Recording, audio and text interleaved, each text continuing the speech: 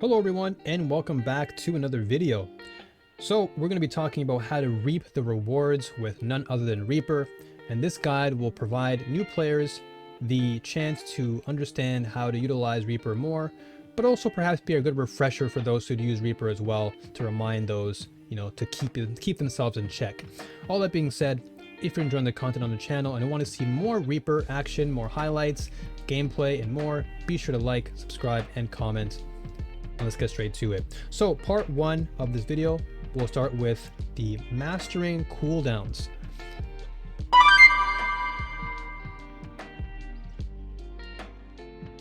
So mastering cooldowns in the game of Overwatch 2 is really integral to just long-term survivability in the game, but also giving you a good understanding of how to better utilize your character. And one of the most notable characters for this is, of course, Reaper. Reaper fundamentally is a pretty straightforward character in his game plan, in that he wants to be able to, go into the back line of the enemy team, cause disruption, get as many picks off as possible, and then come back to his team to essentially, reset the neutral in this case.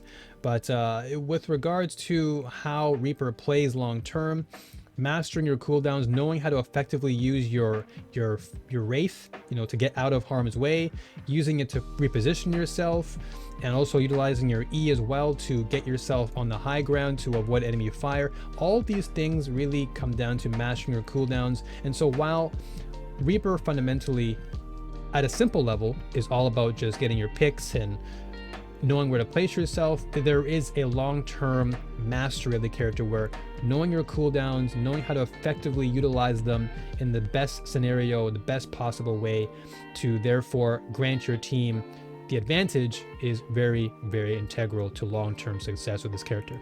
So that being said, let's just jump straight into the part two, which is of course understanding your positioning and your game sense.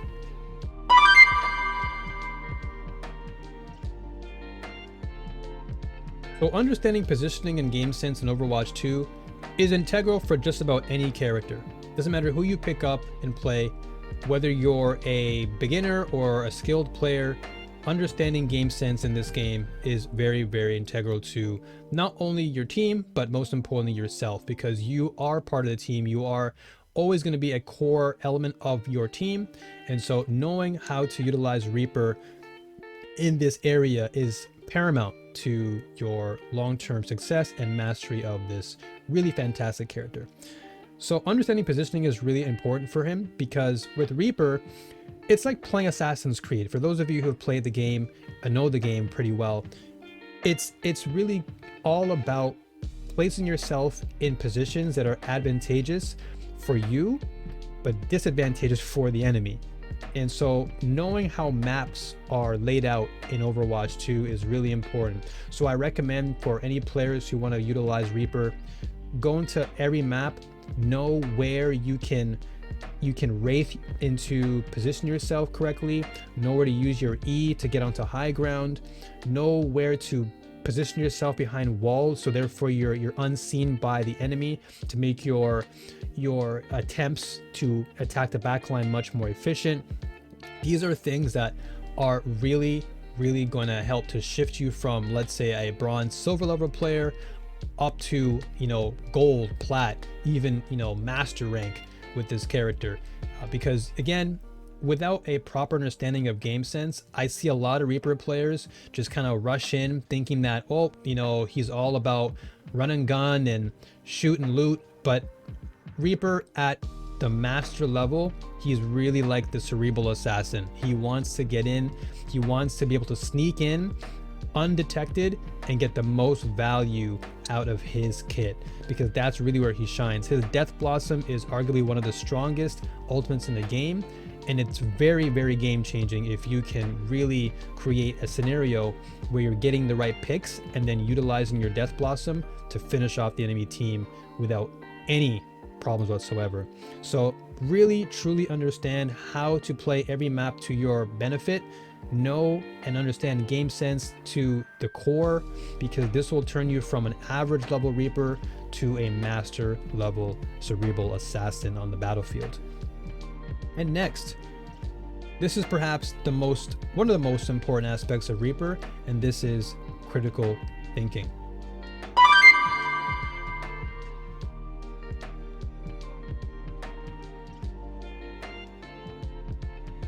So in the game of Overwatch 2, there is a lot to think about.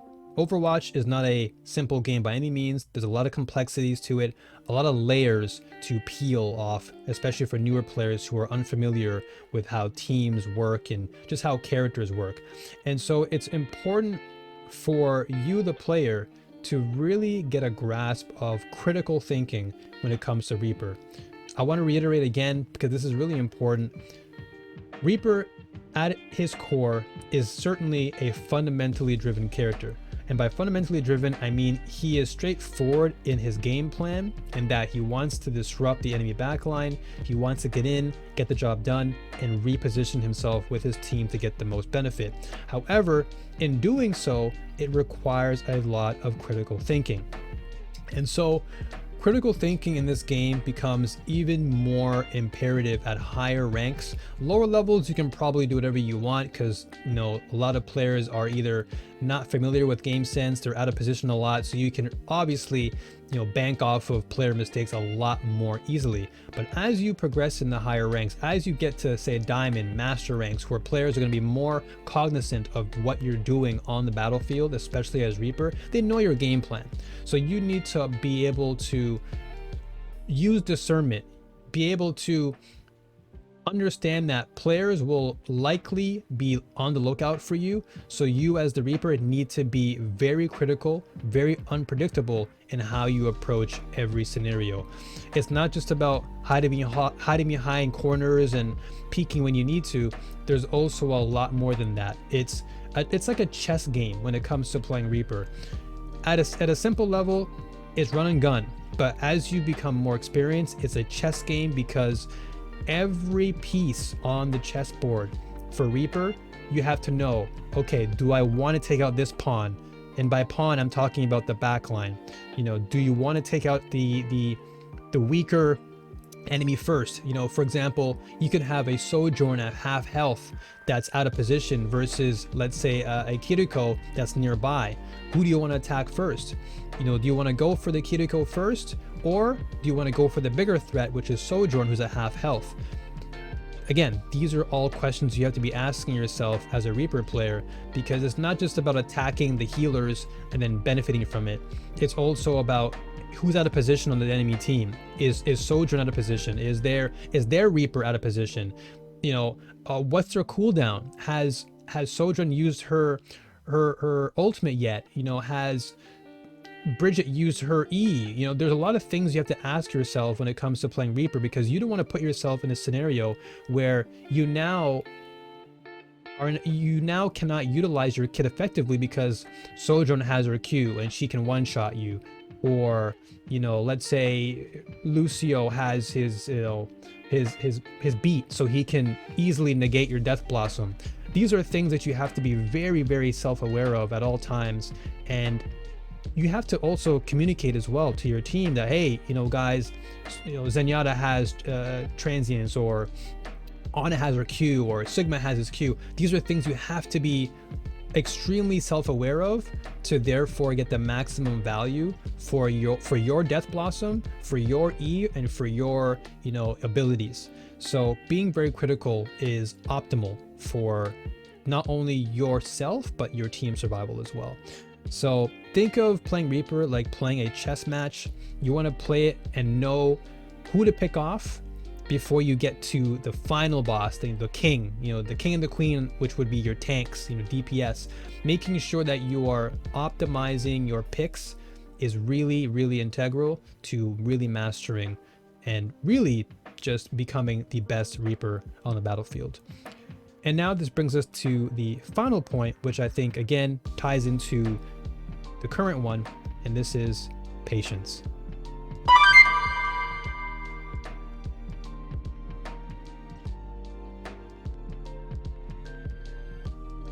So with Reaper is one of the few characters in the game that really has a kit that teaches players to be really patient.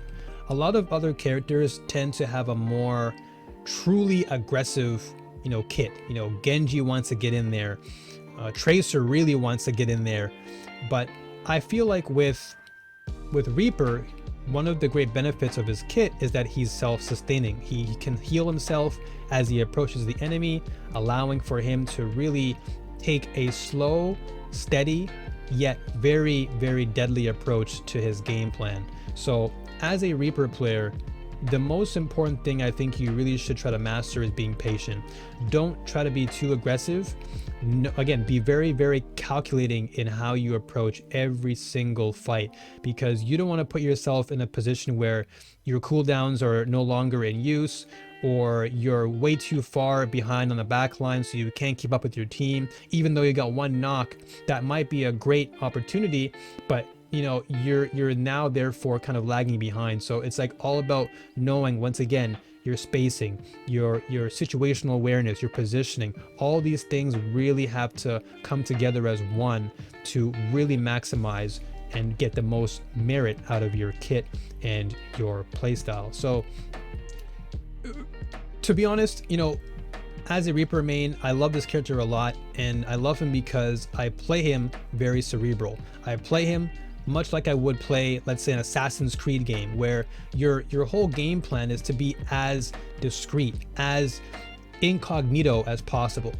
The way I play Reaper almost kind of feels like I'm playing like a slower version of a Tracer, where you want to be as unpredictable as possible and not give away your position too easily. You want to be able to put yourself in high ground to stalk the enemy, know where the enemies are, and then leap on them when they're unsuspecting, and then take care of them. Because once you have that ability to do that, it makes it so hard for the enemies to essentially take you out. And what it does is it creates fear on the enemy backline, because they know at any given time you can pop up out of nowhere and you can take care of them. So one of the things about Reaper is patience. It's really important to be a patient player with this character. You want to be able to slow down, not be too aggressive at times.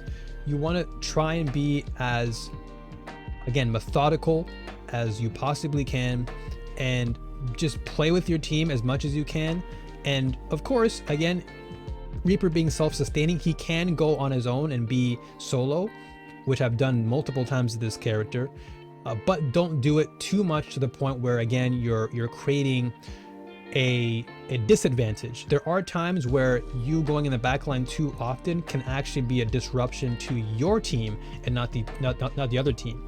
So you need to be, once again, you have to have like a balancing act when it comes to this character, knowing what's important, knowing when it's important to attack, knowing why it's important, knowing when it's important. There's so many questions you need to be asking yourself with Reaper. As I said, at a fundamental level, he's just, run and gun. But again, if you want to master this character, take this advice to heart. Be patient, be critical in your thinking, use problem solving very carefully, understand your positioning and your game sense to your advantage. And of course, mastering your cooldowns, because that will essentially give you the advantage in battles, especially 1v1s against healers or other DPS units in the game. So all that being said, I do hope you enjoyed this video. I do hope these tips give you some refresher, or at least give you some confidence in how to play the character to the best of your abilities and take you from a bronze to the master level Reaper. So until next time, folks, hope you enjoyed this video. If you want to see more Reaper content, gameplay, Overwatch 2 highlights, and more, be sure to like, comment, and subscribe. And I'll see you folks on the next video. Take care, and I'll see you next time. Peace.